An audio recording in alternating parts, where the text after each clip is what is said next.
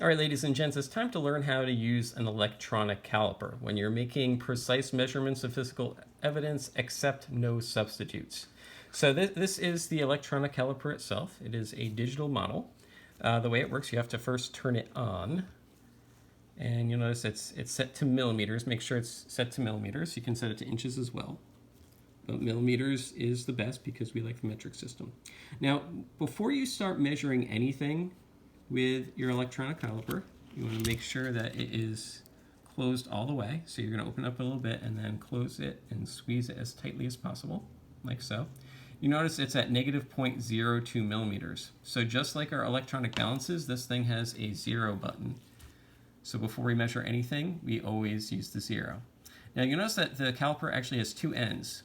So you have kind of the jaws on this end, where you can squeeze something in them to measure it precisely, like so. Or on the other end, you actually have almost a little point. You can insert that point into a small space and then open it to measure the inside diameter of a space. So let's see how this works on our shell casing. So once again, we're going back to 0, and let's take a look at our shell casing itself. So if we're going to measure the length of our shell casing, we're going to open up our jaws all the way.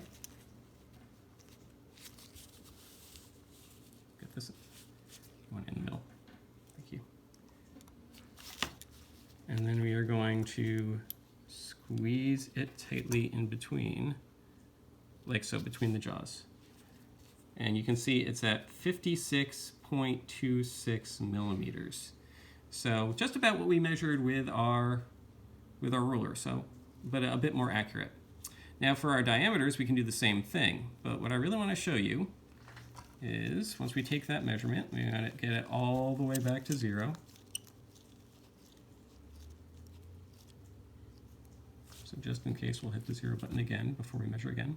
This is how the other side works. You're going to take the shell casing, I'm going to place the point inside the end of the shell casing, and then we will slowly open the calipers. Oops, slipped out.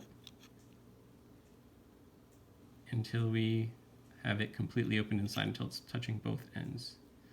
So you see here, it is about 7.30 millimeters in this case. So remember, this is an electronic caliper. It is used for taking precise measurements of dimensions, length, width, and depth, or diameter, of solid pieces of physical evidence. And you will need to know what this is and what it does for your quizzes and your finals.